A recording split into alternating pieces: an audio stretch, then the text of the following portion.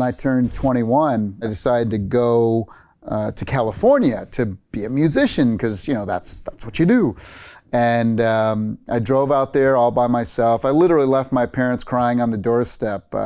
No job, no place to stay, no money, no friends, nothing. I mean, I just, showed up in California by myself. The first couple weeks, actually, I was in California. I was homeless. I was sleeping under a pier at Huntington Beach. The only thing I really knew out there besides Hollywood was Disneyland. And I figured, oh, you know what?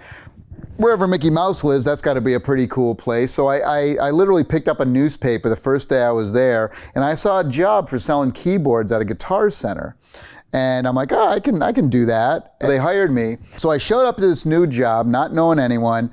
And one of the only t-shirts I took with me, because I brought a couple pairs of pants, a couple t-shirts. I had a little 2-seater car I drove across with. But one of the t-shirts I had that I was very proud of was a video game t-shirt. It was actually for the TurboGrafx 16, which had just come out. I mean, people didn't even know what TurboGrafx 16 was. One of the first people I ever spoke to in California happened to be a producer for a video game company right down the street, and he saw my t-shirt. He's like, "You play video games?" "Yeah, what do you want to know?" I proceeded to download 21 years of information about video games on this guy, and they hired me right on the spot. They said, "Hey, you want to make $6 an hour for playing video games for us?" And I'm like, "This California is all right." So I was in California 3 days. And I was in the video game industry. And the way I started doing music is every day I would bug the vice president of the company. I said, "Please, if you need music for any of the games, just let me do it for free. I'll do it for free. Just give me a chance, Very first game they were working on internally there that they need music for was a game called Prince of Persia, the original Prince of Persia. So I did the music for that. Won a couple awards, so they made me the music guy, and that's how I started doing music for video games.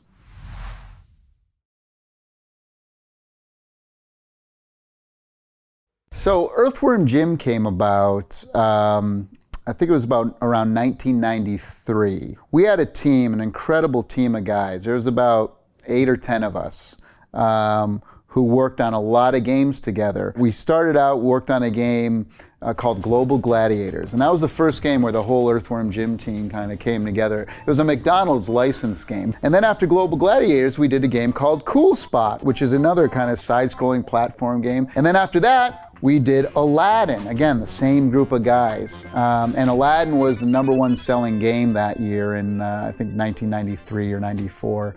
And we had done 3 big hits right in a row. And so we all decided to leave Virgin Games, and everybody wanted to, so Dave and the guys, they started a company called Shiny Entertainment.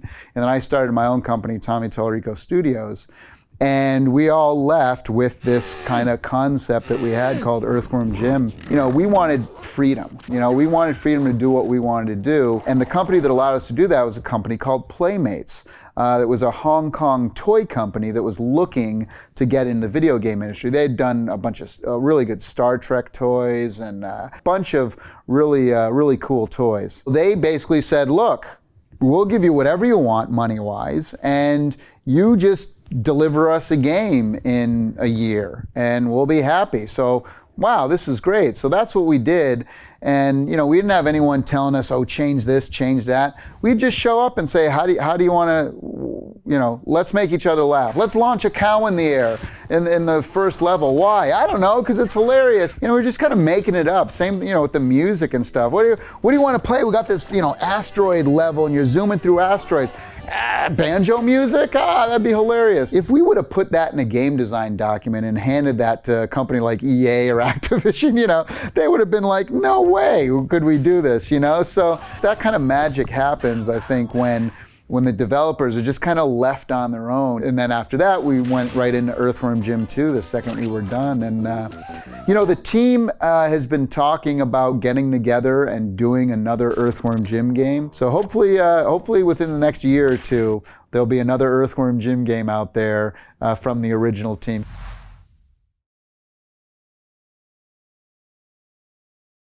When I first got started in game audio, of course, we were working on NES, Game Boy. The challenge back then was not to necessarily create music and compose music, but to get it to sound like something. So you could write a song in a day, but it might take you 2 weeks to get it to sound like the way you wanted it to sound like. Of course, the limitations back then were all about, how many voices you had. So, for example, something like a Game Boy had 3 PSG voices, which were basically just 3 kind of sine waves and whatever, and it had 1 kind of white noise channel that you could use for percussion. Back then, when you didn't have live orchestras and studio recordings and mixing and mastering and all that, what you had is melody. You only had 45 seconds to a minute long because you had such small space. You had to have a catchy melody or else you were dead. The other thing that really sucked back then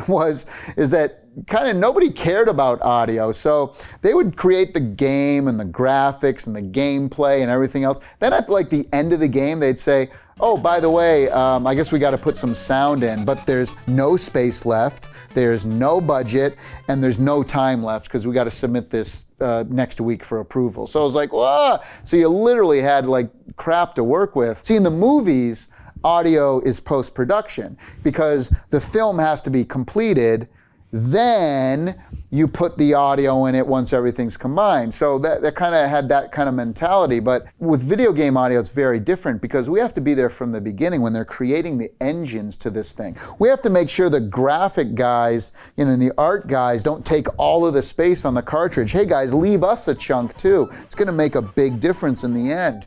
As they're creating these levels, are we streaming in music? How much music can we download for this particular level? These are all things that you have to know from the beginning. So I really wanted to change the culture of how people thought about music back then, and we were able to succeed, and that's why games like Earthworm Jim and Aladdin and all those kind of early games, I had a lot more space, so I was able to do a lot more samples, both in the music and with voices and sound effects and things like that. The other big thing that I used to do is I was one of the first guys who would use my MIDI keyboard, and MIDI is basically a synthesizer keyboard that basically shoots out information, which is basically what note you're hitting. And that's kind of what they were programming back then, except they were typing it in by hand or mouse clicking it, right? How do you mouse click the blues? This is impossible. So what I did is I had them build systems for me where I would take my keyboard and I would jack it right into the sound chip on the soundboards of these cards, because every platform, whether it was a Super Nintendo or a Genesis or a Game Boy or NES, they had a sound chip in there. And so if I could tap right into that sucker, I could then manipulate it in real time. That kind of gave me an advantage, if you will, over most of the other guys who were straight up programmers who were just trying to figure out how to make anything, where I was kind of playing my way through it. But yeah, I would say, melody is still the most important thing. It was 25 years ago, and it still is today. So that's what you should focus on. Once you got that hook, that motif, you can kind of create everything off of that, right? So once you've created those 7 or 8 awesome notes from Mario, well, you could play a jazz version, you could play a heavy metal version, you could play a symphonic version, you could play a scary version, a chase version, that's what it's all about. And I think composers, even these days, they need to focus more on the melody and not so much on the technology and live orchestras and choirs and things like that.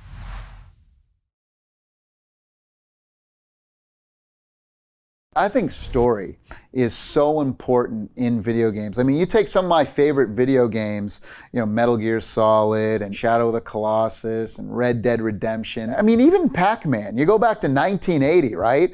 Pac-Man, Act 1, that cutscene cinematic was like, oh my God, it's the chase. And then they get married and then they have a baby. And it's like, people related to that even way back then when it was just like craziness. So I think that's where we're headed. And music helps to tell that story as well, For example, if we're in a dark room, if I'm playing like mysterious music, people might be more apt to like search around. Do I have to find a lever or a key or a light switch or what's going on here? If I'm playing like super scary music, people are like, oh my gosh, what's going on here? I'm about to get attacked.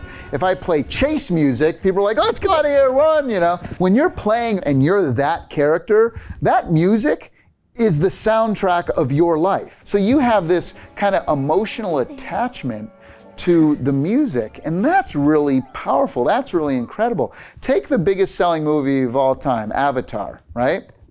Hum me the music to Avatar. Go ahead. Oh wait, my watch is on this hand.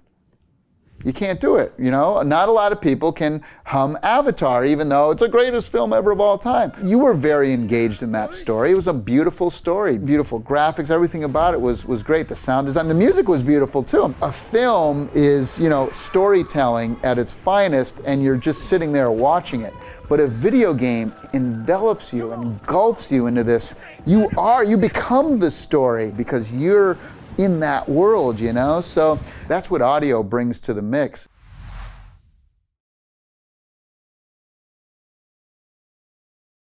The reason I started Video Games Live is I wanted to prove to the world how culturally significant and artistic video games have become. You know, Video Games Live is all the greatest video game music of all time, played by a full symphony and choir, but what makes it really special and unique is that everything is completely synchronized by, you know, massive video screens and rock and roll lighting and a stage show production and interactive elements with the crowd.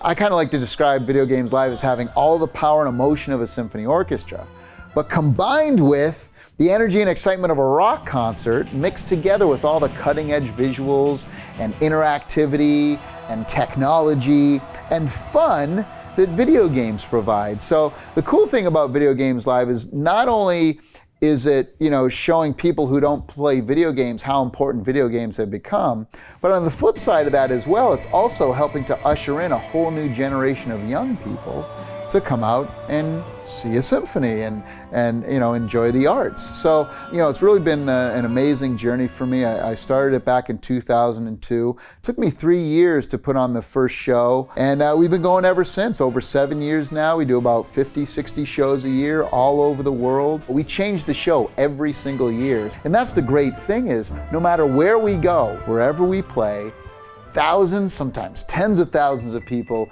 are coming out to enjoy video game music no matter where we go, all over the world. I think that says a lot about not only video game music, not only Video Games Live, but really about the whole video game industry. And that's what's exciting.